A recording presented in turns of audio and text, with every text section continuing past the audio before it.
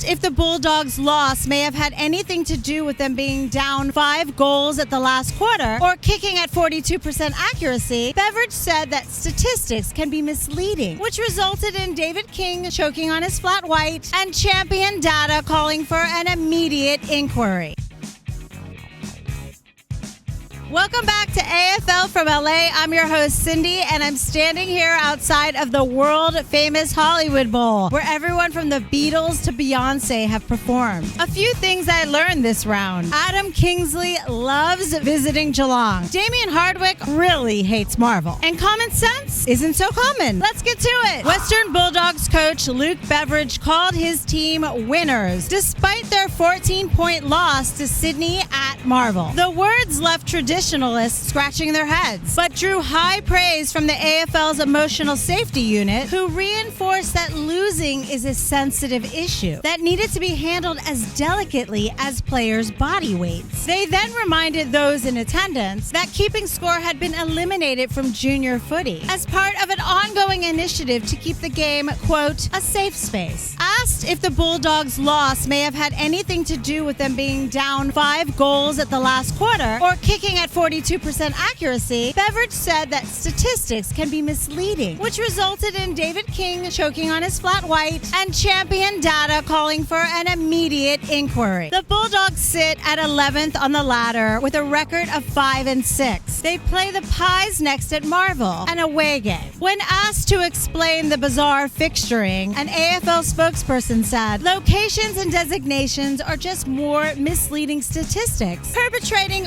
unhealthy cultural narratives. Can't wait to see if losing is still the new winning, if the Bulldogs actually get up against the Pies." Channel 7 commentators have come under fire for suggesting AFL umpires take a more common-sense approach to the game. Criticism erupted after the draw between Fremantle and Collingwood, in which a controversial 50-meter penalty resulted in a Fremantle goal and a game-changing momentum shift. The AFL fired back in defense of the men in yellow, saying common sense has never been employed at AFL House, citing its fixturing, the tribunal, holding the ball, high tackles, 666 warnings, ruckman nominations, insufficient intent, and the running too far rule as prime examples. Asked if they might consider using common sense going forward, AFL chief Andrew Dillon said his plate was already full, trying to justify St. Kilda and North Melbourne's existence while bringing in 2 more teams to further dilute the talent pool. It's the 3rd draw this year for the season and the 2nd for Collingwood. Not sure if there's going to be another one between now and finals, but one thing is for sure, common sense will be seen about as often as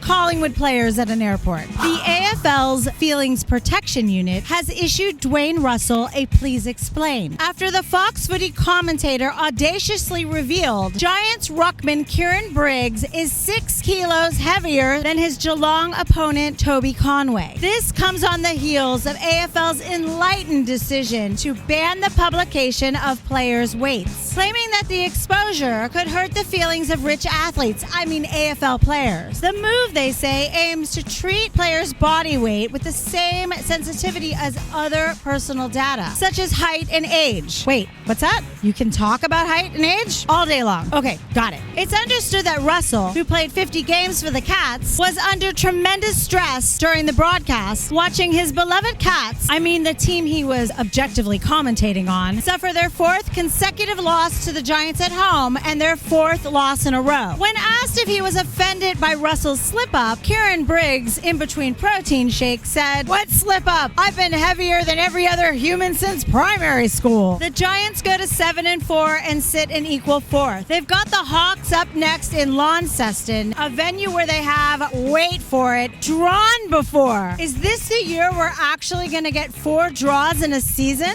And if you're enjoying the channel, don't forget to hit that subscribe button and maybe even say good day in the comments. I won't bite. My feelings about the Carlton Suns game can best be summed up by the following. The coaches are restless, their blood pressure high, as free kick discrepancies have them asking why. Vossi cries foul play, his face flushed and crossed. The shafted Carlton, I'm talking to the boss. While Hardwick laments holding the ball. It's dangerous as hell, we're heading for a brawl. The players aren't safe in those 360 360 rolls. Blow the whistle earlier, you f***ing assholes! The umpires stand bemused, their patience stretched thin, accused of injustice, branded as sin. We do what we can with the rules that are given. Appease every coach? That's an impossible mission. The players just shrug as chaos ensues, interpreting rules through 100 different views. When Voss gets his clarity and Hardwick gets his wish, the fans will still scream, "You can't umpire for shit!"